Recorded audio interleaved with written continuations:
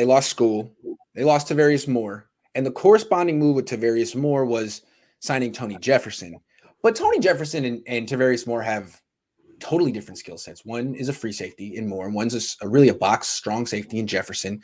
Once again, it feels like the corresponding move is more a body than a one-to-one replacement, which brings us to Jared Mayden, the undrafted free agent last year who went to Alabama and played free safety and nickelback, a lot like Tavarius Moore.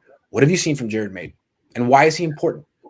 So Jared Mayden's pretty interesting, right? Because he was recruited he was a 4-star corner, I believe, out of Texas, right?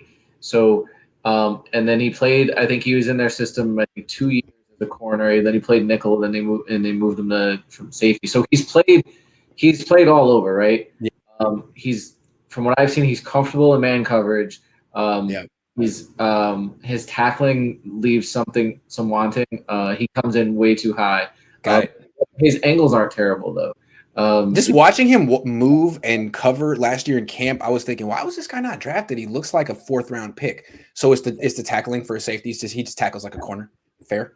Yeah. Fair. I haven't seen that. I haven't seen that part of his game. Yeah. Yeah. And so the thing about it is he's got decent size. He's 6 foot, 205. Decent size. Comfortable in man coverage. I think I mentioned that.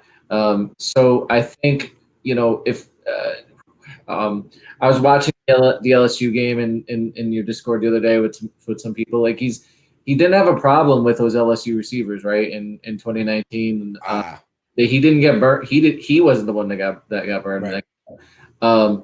So he's the guy, I think, in that with those backup safeties that has the athleticism to do some of the things that Ward and Tart do, right? Because if what a guy that's comfortable in man coverage, can play nickel, played both safety spots, has played all over. Like, kind of sounds like, a poor man's Ward, right?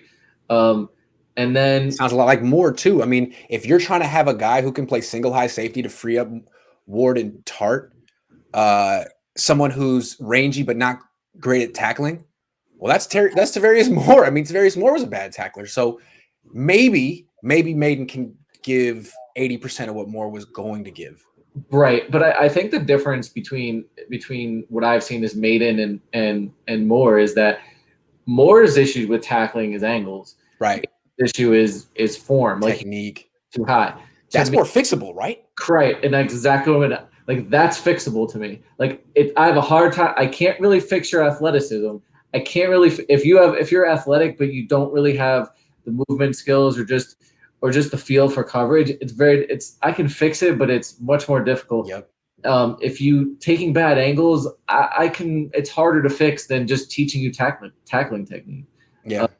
So that's what I like about Mayden. And it'll be interesting because he's been in their system for a year. We didn't remember any of these rookies that were in the class last year didn't get preseason. So they didn't get those 4 games under their belt. I would have been interested to see how he did in those 4 games. In fact, I was like, let me log in. And I'm like, oh, crap, I forgot. No preseason last year. So I'll be real interested to see how he is, how he tackles. And if he shored that up, I think, you're not asking him to come in here and be the starting safety. But be a solid backup. Yeah. It could pay dividends for the Niners. Because all the other backup safeties are strong safeties, it seems to me. So to have him be able to step up would be huge for them. I think he's going to be a sleeper to make the team. Yeah, I mean, he might not just be he might be a sleeper to actually be a contributor. Yep. To see when they actually let you in camp and we'll see. We'll see. Yes. Man, I just noticed that you're repping LA above you. Where'd you get that? And have you been to LA? I got it. I got it at a home goods store. Have you been to LA? No, I haven't. No, it's inspiring you to go, right? I like it. I spent 4 years there. Yeah, UCLA, right? But when I was there, I didn't have a car, so I was basically stuck in one neighborhood, and it was, you know what I mean? It was like, that's the thing about LA. You kind of need a really nice car and a nice spot. Otherwise, it's like hanging out with your boy James Franco, right? Yeah. No, he was only after the freshman girls. Seriously, though. Okay, Chris Royal says the biggest treat. If you want to cover the Niners proper, you got to move out here. Like, forget That's true, man. for him. That Like, always makes me laugh in the morning. Like, oh, here we go. This time it's Mike Garofalo. Next time it's Ian Rappaport. He's never going to be one of the 8 of us ever. Thanks, 49ers, for. I gotta call up Salah. He's gonna give you. He'll give you this advice pretty soon. Like, Grant, wanting to go to the next level, you got to move out to New York. It's true. It's worked for him. Did you see the standing ovation he got at the Knicks game? Meanwhile, Kyle Shanahan's getting bombarded at soccer games, being like, "Hey, man, don't you freaking dare take Mac Jones."